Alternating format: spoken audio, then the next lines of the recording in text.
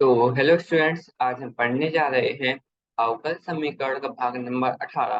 तो चलिए इसे शुरू करते हैं। ठीक है, तो सबसे पहले देखते हैं कि आज हम क्या पढ़ने वाले हैं।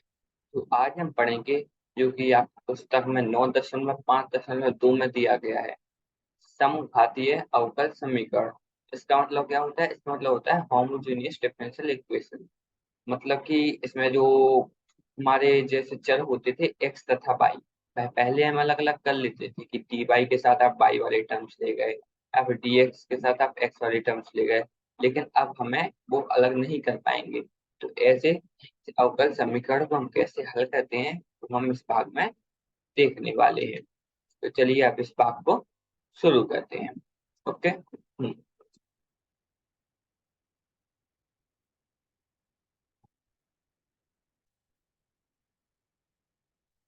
तो पहले देखिए, हमें पहला फलन दिया गया कैसे एक्स तथा वाई में दिया गया है। देखिए, पहले हमें भी दिया गया था कि डी वाई बटा D X F F F X comma Y में होता था। लेकिन यहाँ पे क्या है? अब वाई स्क्वायर प्लस 2xy। अब इसमें क्या है? अब इसमें एक्स और वाई को अलग करके बताइए। नहीं कर सकते, क्योंकि देखिए आप यहाँ से वाई कॉमन भी ले लोगे तो भी यहाँ पर बचेगा वाई प्लस 2x। मतलब ये है, अलग तो होने नहीं वाले। तो इसी तरह की समीकरणों को हमें हल करना है। इस तरह के देखिए सारे फलन हमने यहाँ पे दिए गए हैं। चलिए इस फलन को मैं दिखाऊं। यहाँ पे देखिए, आप सोच रहे होंगे कि यहाँ पे 2x अलग है और 3y अलग है। लेकिन अगर मैं बराबर में मान लीजिए आपको dy बटा dx लिख के दे दूं, तो आप dy के साथ कौन सा टर्म कैसे ले जाओगे और dx के साथ कौन सा टर्म कैसे ले जाओगे? चलिए बताइए। नहीं ले जा पाओगे। ठीक है। आप जब dy को केवल x वालों के साथ और dx को dy को केवल y वालों के साथ और dx को केवल x वालों के साथ नहीं ले जा सकते। यही हमारे होमोजेनियस फंक्शंस होते हैं। इसी तरह आप इसको देखिए, इस फलन को, जो कि हमारा cos पाई बटा एक्स, cos पाई बटा एक्स है। इस तरह आप इसको भी मान लीजिए मैं dy बटा dx के बराबर लिख दूं, तो यह भी हमारा एक्स तथा वाई में अलग अलग नहीं हो पाएगा। इस तरह देखिए, जो कि ऊपर दिखाया गया था 2x और 2y है, इस तरह मान लीजिए sin x और cos y है। ना ये दोनों अलग हो सकते थे, ना इसी तरह ये दोनों अलग हो सकते हैं। ठीक है, तो यह दोनों हमारे अलग नहीं होने वाले। तो इसी तरह के हमें फलनों को हल करना है। चलिए वो देखते हैं।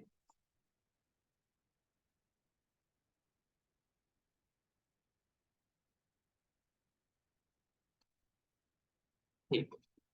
यदि उपरोक्त फलनों में x और y को किसी शून्यता अचर लैम्डा के क्रमांक लैम्डा x एवं लैम्डा y से प्रतिस्थापित कर दिया जाए तो हम प्राप्त करते हैं। तो ये लोग पता है क्या कह रहे हैं? ये लोग कह रहे हैं कि आप क्या कीजिए, y को लैम्डा x के बराबर लिख दीजिए या फिर x को लैम्डा y के बराबर लिख दीजिए। फिर क्या होगा? आपके पास केवल लैम्डा बचेगा और केवल x वाली चीजें बचेंगी। तो आप उसको दोनों को अलग अलग करके आप आसानी से हल कर लोगे। तो ये लोग बस यही बता रहे हैं। देखिए इन लोगों ने किया क्या,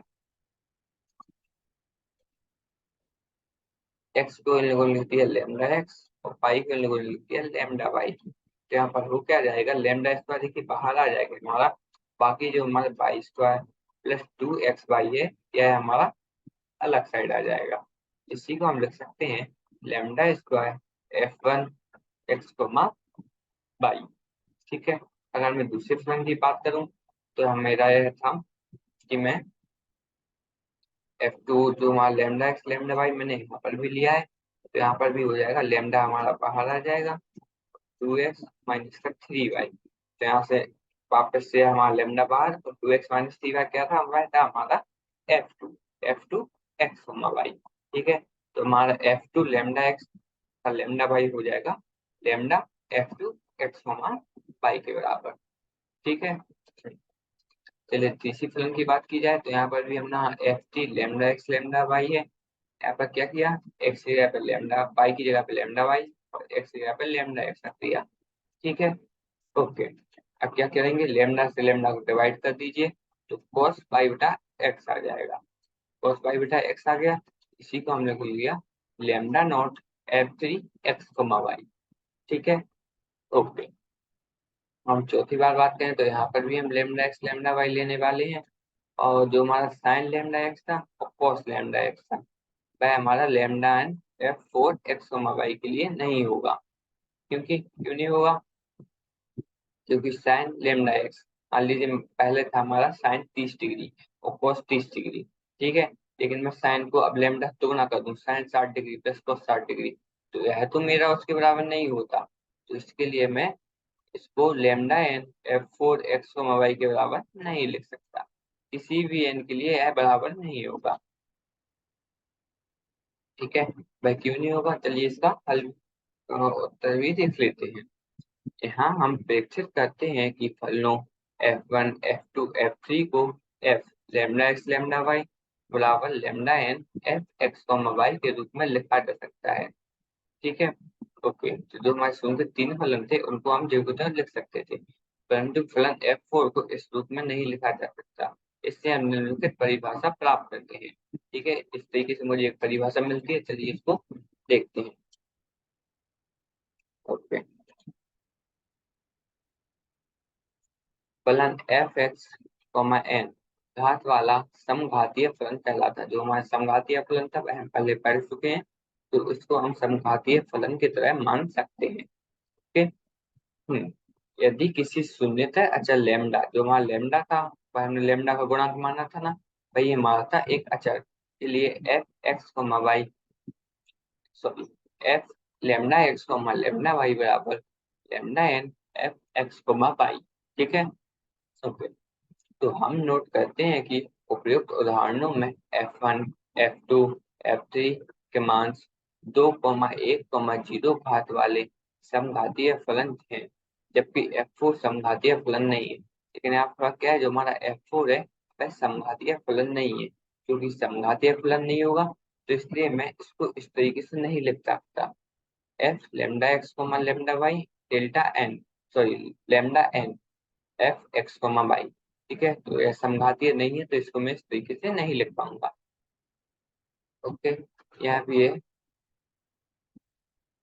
हम यह भी प्रेक्षित करते हैं कि क्या करते हैं, एफ वन एक्स वाई जो हमारा एक्स स्क्वायर है, बाकी हमारा यहाँ पर आ जाएगा वाई स्क्वायर बटा एक्स स्क्वायर प्लस 2 वाई बटा एक्स। इन लोगों ने क्या किया है, जो हमारा पहला फलन था,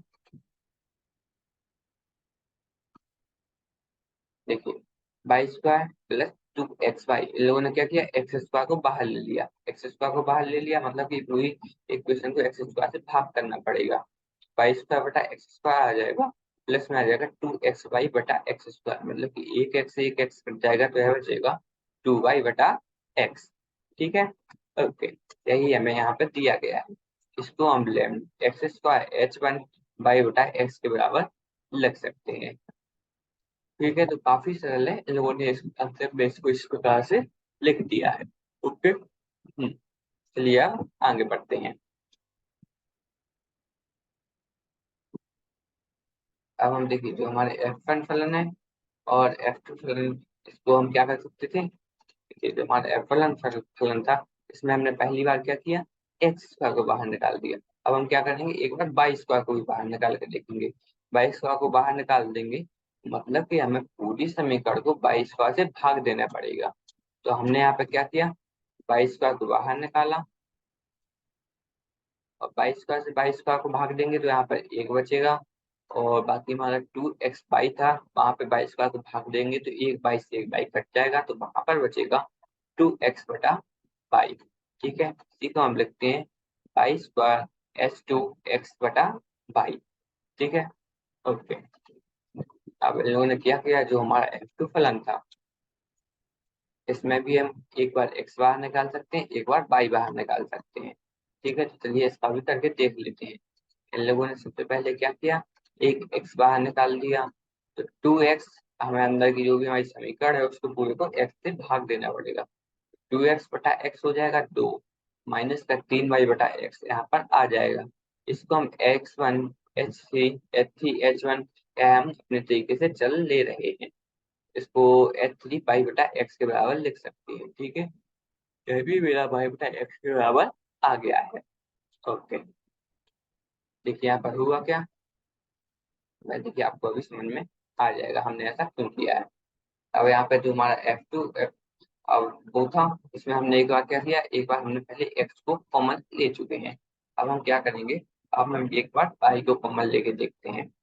तो हमारा F2 x y था, वह तो यहाँ पे आ जाएगा, आपने y को कॉमन लिया तो यहाँ पर है 2x बटा वाई, 2x बटा वाई यहाँ पर आ जाएगा, माइनस में था हमारा 3y, 3 माइनस का 3y बटा वाई, तो यह बचेगा, बाई से बाई काट देंगे तो यह बचेगा केवल 3, तो यह देगा बाई वन के मतलब केवल बाई की घात 1 है, तो इसको हम केवल बाई लिख सकते हैं, तो यह जाएगा बाई 2x बटा वाई माइनस का 3, यह बन जाएगा हमारा h4 के साथ x बटा वाई के एक रूप में, x बटा वाई का एक फलन बन जाएगा। ठीक है, ओके। इसके बाद हमने क्या किया, अगला जो हमारा था उसको भी इस तरीके से लिख लिया है, f3 x वाई बराबर एक्स नॉट कॉस बाई बटा एक्स बराबर एक्स नॉट h5 बाई बटा एक्स। यहाँ पर जो हमारा बाई बटा एक्स था, तो बाई तो जो कि तुम आ गया, क्योंकि यहाँ पे कोई भी हम कॉमन चीज बाहर नहीं निकाल सकते। ओके, चलिए हम आगे देखते हैं।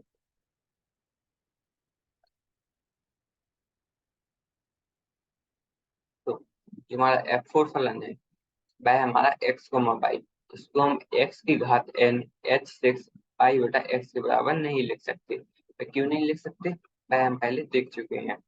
देखिए यहाँ पर क्या था, दरअसल इस यह फलन जो हमारा था वह समघातीय फलन नहीं था। वह क्यों नहीं था, क्योंकि हमने इसमें एक्स तथा वाई के दोनों को बराबर नहीं बाहर नहीं निकाल पा रहे थे, तथा उसके रूप में केवल एक ही चर कोई नहीं ले सकते थे। ठीक है, जो कि देखिए हम सब में एक चर लेते आ रहे थे, लेमडा एक्स लेमडा वाई, इन दोनों के चर की मदद से हम उसको अलग अलग कर दे रहे थे। ठीक है, जो कि हमारा अंतिम में देखिए हमने इन सभी में प्रयोग किया है H1 H2 H3 को। ठीक है, इन सभी में हम H1 H2 H3 को प्रयोग कर चुके हैं, लेकिन हमने इसमें नहीं कर सकते थे क्योंकि वह बाहर ही नहीं निकल रहा है, बताइए मैं उसको क्या लिख सकता हूँ। ठीक है, तो वह नहीं लिखा जा सकता। ओके, तो इसलिए हम इसके बराबर इसको नहीं लिख सकते। और वह किस लिए मान्य है, वह मान्य है मेरे एन के किसी भी मान के लिए, मतलब कि एन का मैं जो भी मान रख दूं यहाँ पर, एन की घात 2 भी कर दूं, 3 भी कर दूं, 1 भी कर दूं, 0 कर दूं, कुछ भी कर दूं, यहाँ पर वह, सॉरी जीरो नहीं, एन नेचुरल नंबर, ठीक है, एन को कुछ भी मान कर दूं वह यहाँ पर नहीं आने वाला। ठीक है, अब ठीक है, अब हम एफ ओ फलन की एक और बात देखते हैं कि यहाँ पर देखिए एक्स की घात एन भी बाहर नहीं आ सकती थी, यहाँ पर बाई की घात एन में भी है बाहर नहीं आ सकता, वह उसी तरह के से, क्योंकि वह वो फलन नहीं है, इसलिए यहाँ पर बाई की घात एन H7 बटा एक्स बटा बाई के बराबर यह नहीं बन पाएगा। कोई भी n बिलोंग्स टू n, मतलब कि n की डोमेन में 1 2 3 4 कोई भी नंबर आप रख लीजिए, उसके लिए यह मान हमारा n दोनों के बराबर नहीं होगा, तथा हम बाहर बीच में कोई भी चर नहीं ले सकते, जो हम H1 H2 H3 H4 H5 H6 H7 यह जो चीजें हम लिखते आ रहे हैं, यही हमारे स्थिर चर हैं।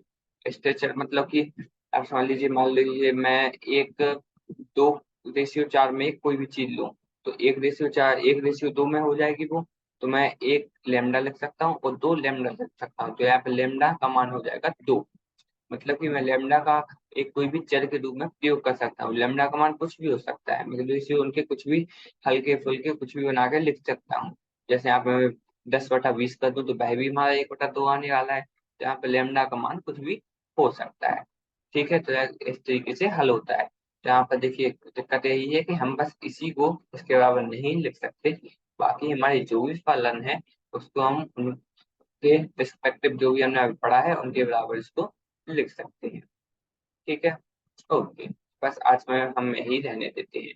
तो देखते हैं कि आज हमने क्या पढ़ा। तो आज हम पढ़ चुके हैं 9.5.2, जिसमें दिया गया है समघातीय अवकल समीकरण, जिसे हम होमोजीनियस डिफरेंशियल इक्वेशंस भी कहते हैं। ठीक है, यह हमने आज पढ़ लिया है।